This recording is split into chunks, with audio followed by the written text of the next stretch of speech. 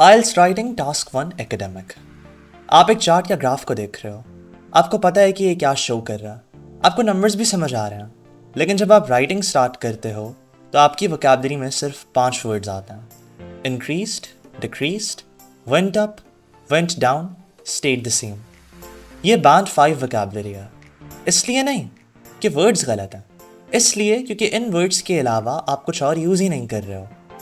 आज मैं आपको 5 वोकैबुलरी कैटेगरीज दे रहा हूँ। बैंड 7 के टास्क 1 आंसर्स जितने भी होते हैं वो इन पांचों वोकैबुलरी टाइप्स को यूज़ करते हैं, लेकिन जो बैंड 5 के आंसर्स होते हैं वो यूजुअली किसी एक कैटेगरी को यूज़ करते हैं। तो आपको बैंड 5 चाहिए या band 7, that is up to you. अब आपको एक चीज़ को समझने की ज़रूरत है। टास्क 1 जो है, that is not an essay.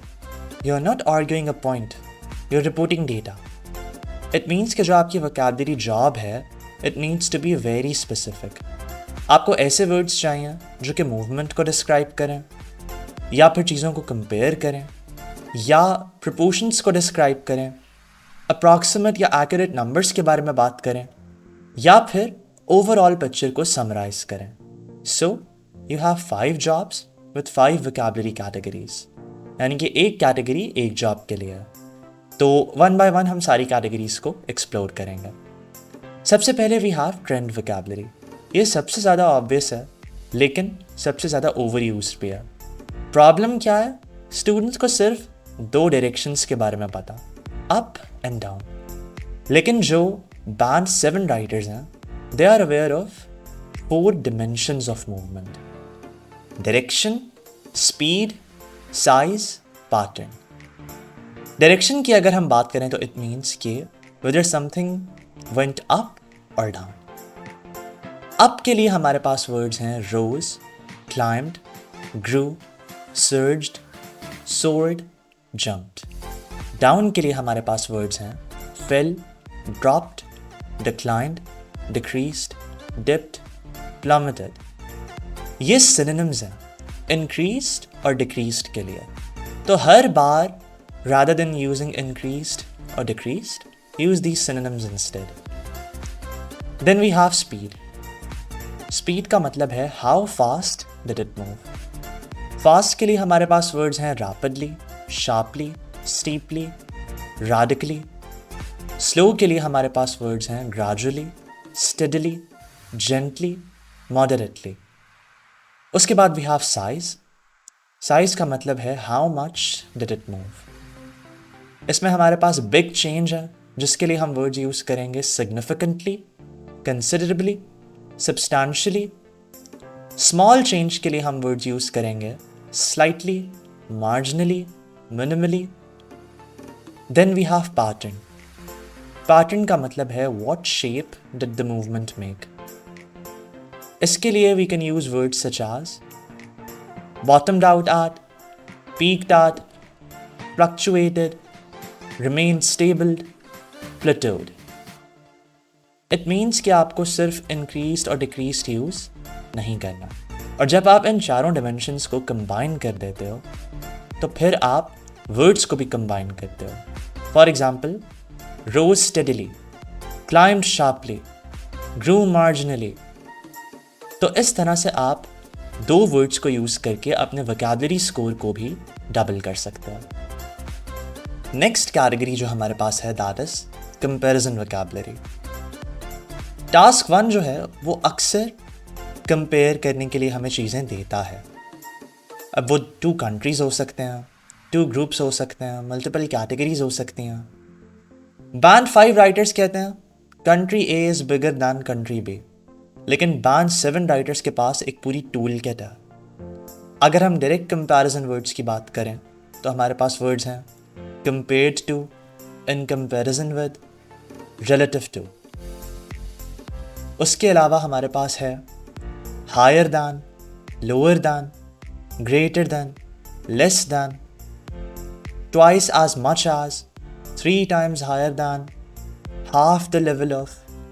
Then we have contrast words, यानी कि जब 2 चीज़ें differently move करती हैं। तो इसके लिए हमारे पास है whereas, while, In contrast, on the other hand, unlike.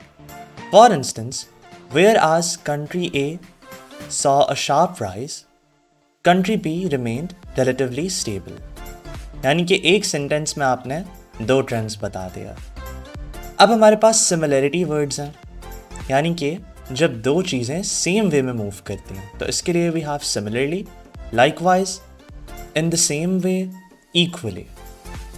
ये ऐसे वर्ड्स हैं जो कि अंडर यूज्ड हैं, लेकिन चार्ट्स में हमारे पास एटलीस्ट एक पेयर ऐसा होता है जो कि सिमिलर होता है।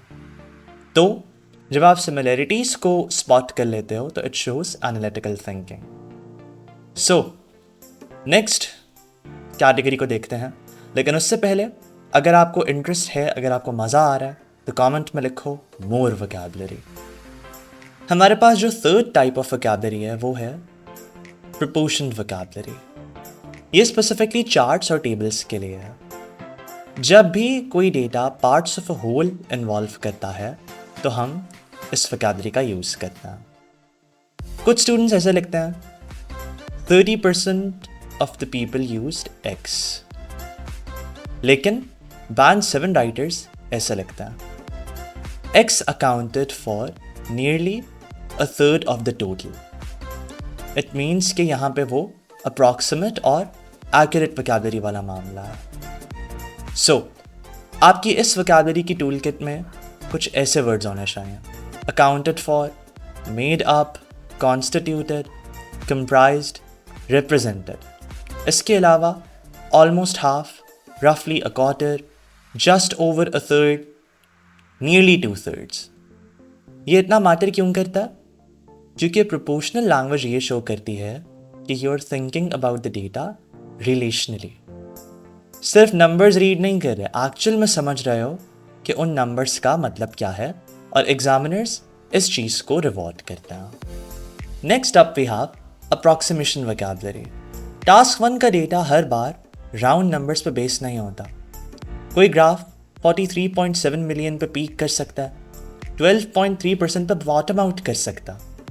सो हर बार जब आप डेसिबल नंबर्स लिखते हो तो your answer feels like a data dump और आपका वर्ड काउंट भी वेस्ट हो जाता है। सो अप्रॉक्सीमेशन वोकैबुलरी इस चीज़ को सॉर्ट आउट कर देती है। तो इसके लिए आप वर्ड्स यूज़ कर सकते हो अप्रॉक्सीमेटली, रफली, अराउंड, अबाउट, या फिर just over, under, nearly, almost.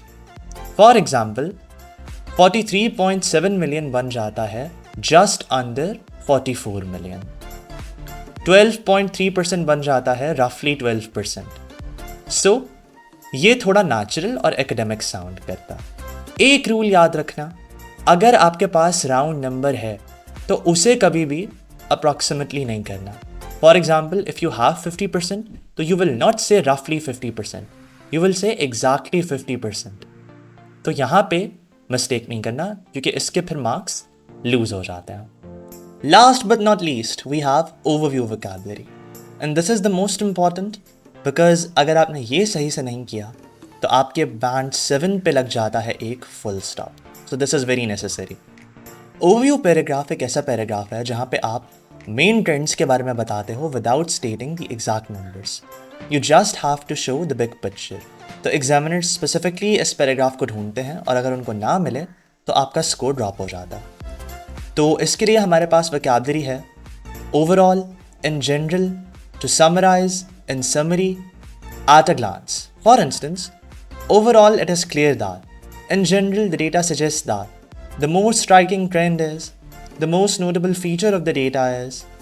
अब overview में जाता क्या क्या है? The biggest trend, the most dramatic change, the highest and lowest values without exact numbers।